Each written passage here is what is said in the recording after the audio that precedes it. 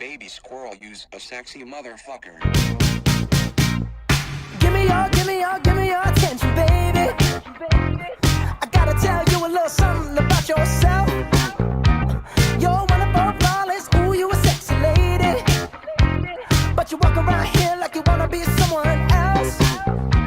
Ooh, I know that you don't know. Oke, assalamualaikum warahmatullahi wabarakatuh.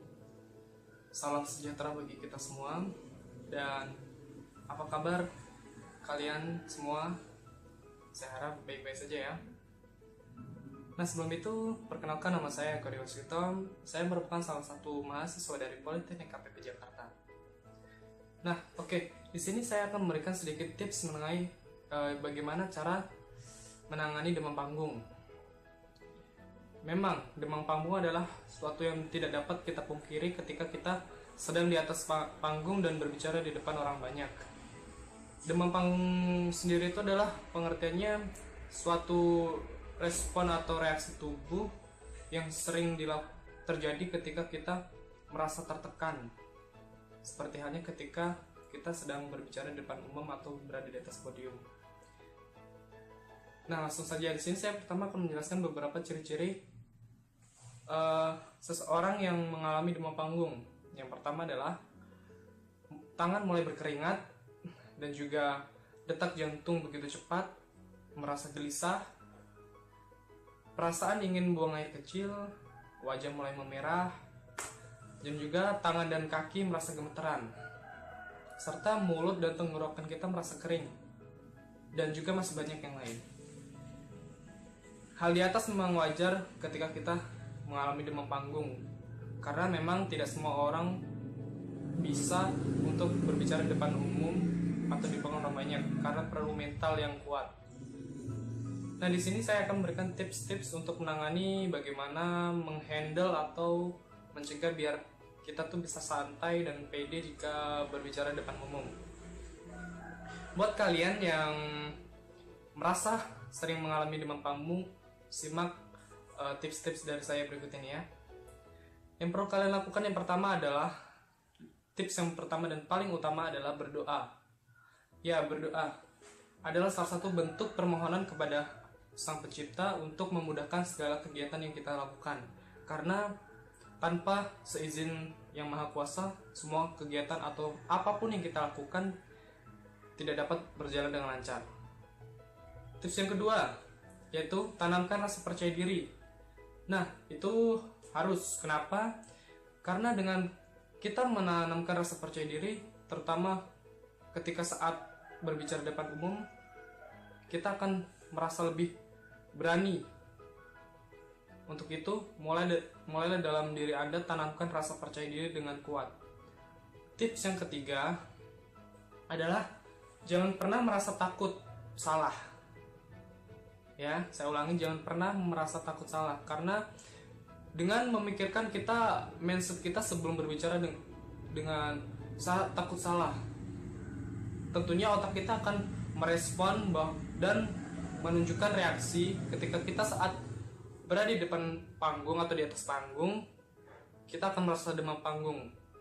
Untuk itu, jangan pernah sekali-sekali dalam pikiran Anda menanamkan rasa takut salah, terutama dalam menyampaikan materi. Tips yang keempat adalah jangan berpikir negatif, sama halnya yang ada di tips yang ketiga.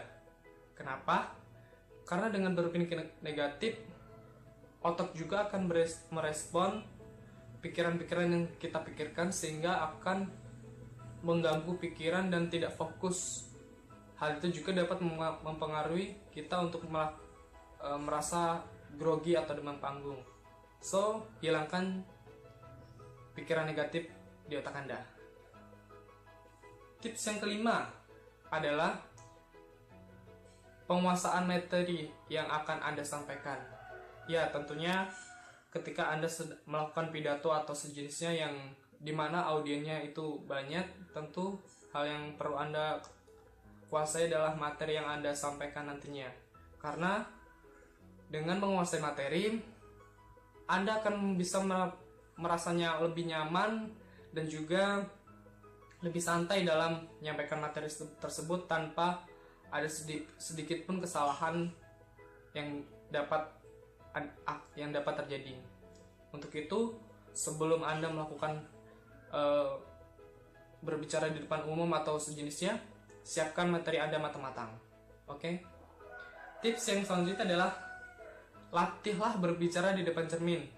Tentu, semakin banyak Anda latihan, di situ juga Anda dapat menilai diri Anda, mencari-cari kelemahan atau kekurangan dalam diri Anda, sehingga Anda dapat memperbaiki kelemahan Anda.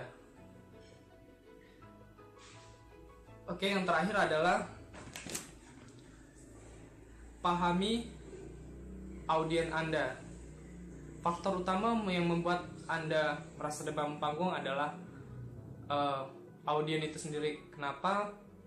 Karena dari bermacam-macam manusia, beda kepala, beda pemikiran, dan juga beda karakter.